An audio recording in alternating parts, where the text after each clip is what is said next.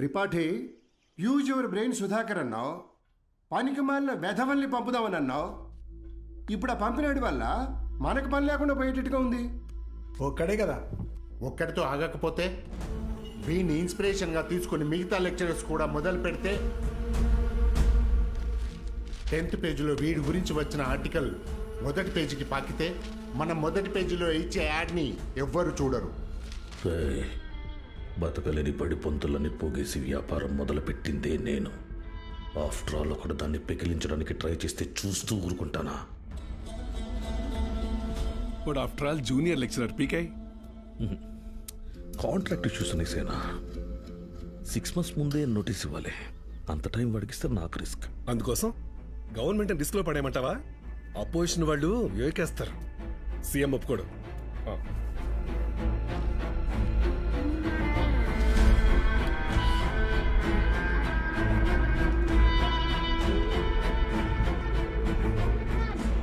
ఏంటి త్రిపాఠి, ఇంకో bench car కొన్నావా?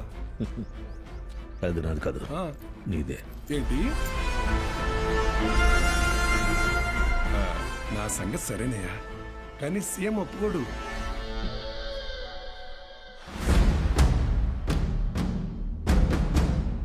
యో, నారాయణ స్వామి ఎందుకు వస్తున్నాడు? నీ సీఎం నువ్వు చెప్తే వినడు, కానీ అపోజిషన్ లీడర్ అసెంబ్లీ హాల్లో చెప్తే వింటాడుగా. త్రిపాఠి, నాకు చిన్న సాయం చేస్తావా? ఏంటి? దయచేసి నువ్వు రాజకీయాల్లోకి మాత్రం రాకయా. డెఫినెట్గా రాను. ఎడ్యుకేషన్లో వచ్చేంత డబ్బు పాలిటిక్స్లో రాదు.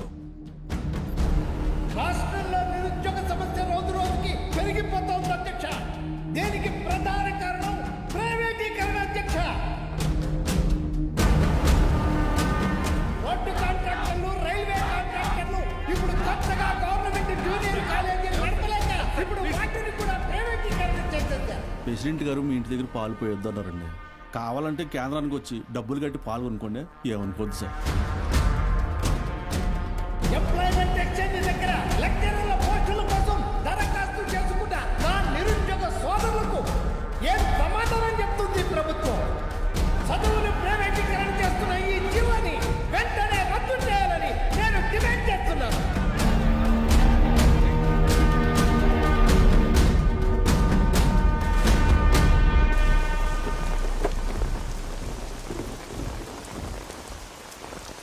లోపలికెళ్ళి కీ ఇచ్చేసి రేపటి నుంచి నువ్వు పనిలోకి రా.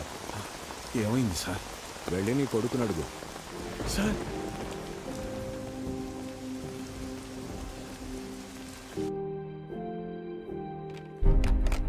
పోయిన సంవత్సరం కొన్ని అధికారిక అవకతవకల వల్ల గవర్నమెంట్ కాలేజీ లెక్చరర్స్ నియామకం ఆలస్యమైంది.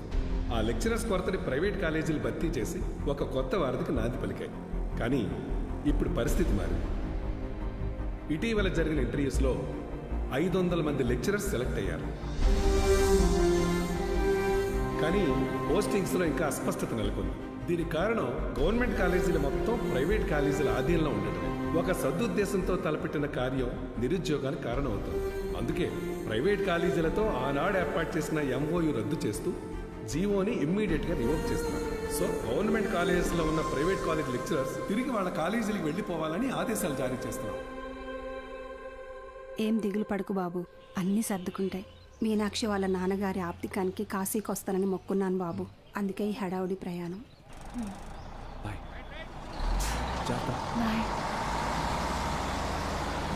సతీ, సతీ అన్నా, సత్యం చూసారా?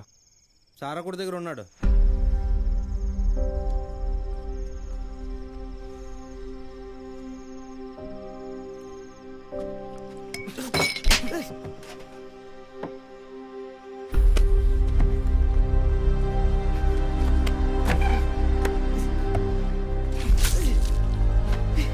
తుడుచుకో.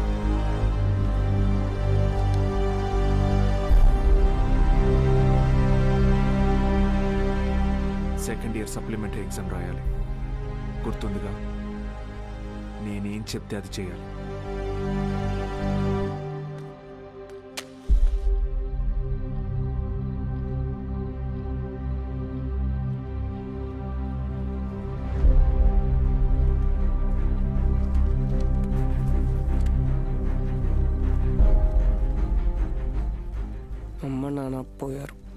ఇప్పుడు నువ్వు వెళ్ళిపోతున్నావు. ఇంకెవరికోసం రాయాలి?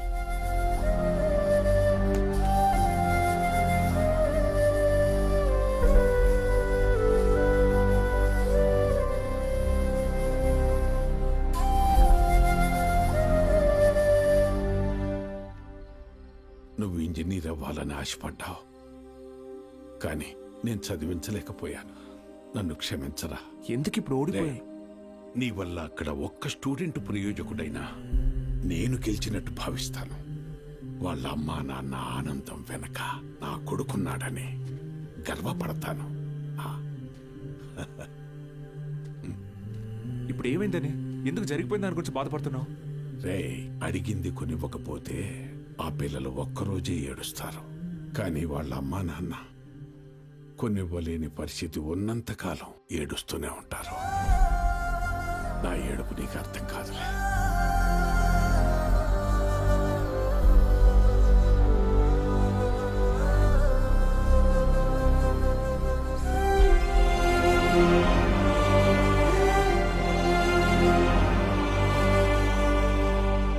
వాళ్ళు గెలిచామనుకున్నారు,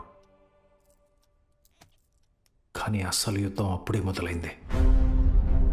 ఇంటర్ ఫస్ట్ ఇయర్లో పేర్లు ఇచ్చినట్టు ఇచ్చి మళ్ళీ వెనక్కి వెళ్ళిపోయారండి, లెక్చరర్లు లేరని. బ్యాగులు వేసుకుని ఎక్కడికి వెళ్తున్నారు? వీరన్న, పొద్దున ఎక్కడికి రా? క్లాస్కి వెళ్తున్నామండి. క్లాసా? ఇంకా సెలవులు ఇవ్వలేదు, అప్పుడే క్లాస్ ఏంటండి? మరి ఎక్కడికి వెళ్తున్నారు? పదండి చూద్దాం.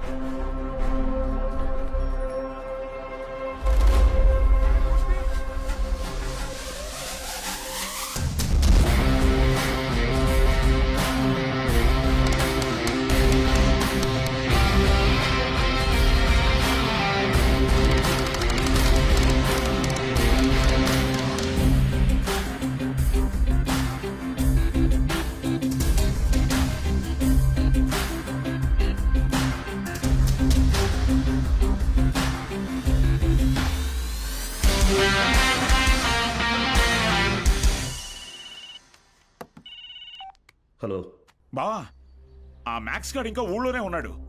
పొలంలో పాకేసి ప్రైవేట్ పెట్టేశాడు. ఏం చేయమంటావు బావా? హలో రే దత్తమ్మ, వాడు పాకేసింది నీ ఊర్లోనేగా. ఊరు ప్రెసిడెంట్ అయ్యింటే నన్ను అడుగుతున్నావా? రేయ్, ఆ పొలం ఎవరిదో కనుక్కోండి.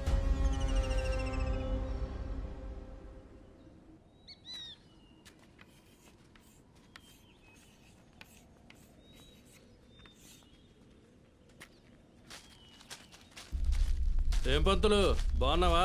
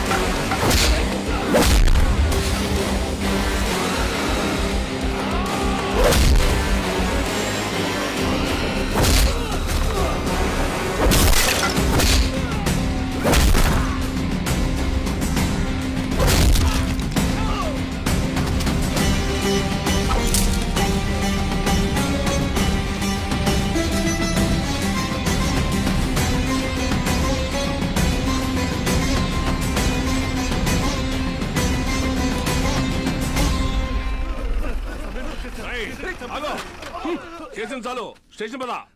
సార్ సార్ వాళ్ళే సార్ పిల్లలు చదువుకునే పాకని పడగొట్టేసింది. ఏం జరిగిందో నాకు తెలుసు. పద స్టేషన్కి. సార్ అర్థమైంది, అంతా అర్థమైంది. మీరంతా ఒకటే. ఇంట్లో వాగుతున్నావు? ఎంత కమ్ముడిపోయావు? ఏంట్రా ఎంత కమ్ముడిపోయావు? ఏంట్రా వాగుతున్నావు? రేయ్ లాంటివరా ఎంత తీసుకుని నీ యూనిఫామ్ వాడి పక్కన పడుకోబెట్టావు?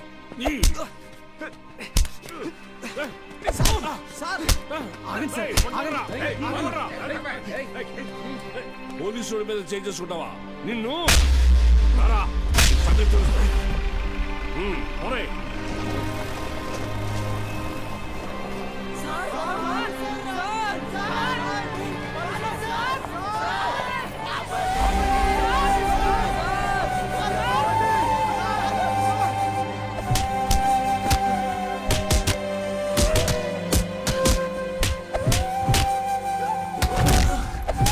సార్ పంతుల్ని కొట్టడం పాపం సార్. పోలీసులు కొట్టడం నేనరా? రేయ్ కుమ్మండి రాయండి.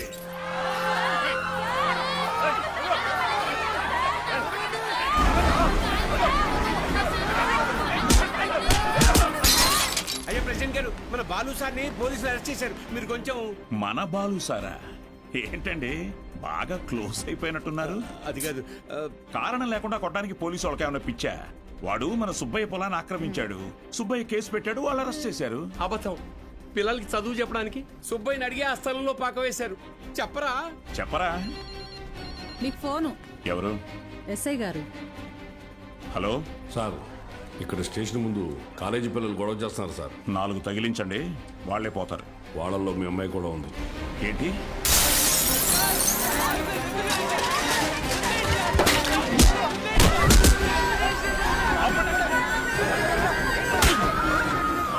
చంపేస్తానేమనుకున్నా? ఆపండి, ఆపండి! నోరు మూసుకుని మీ అమ్మా బాబులతో ఇంటికి పండి. నీ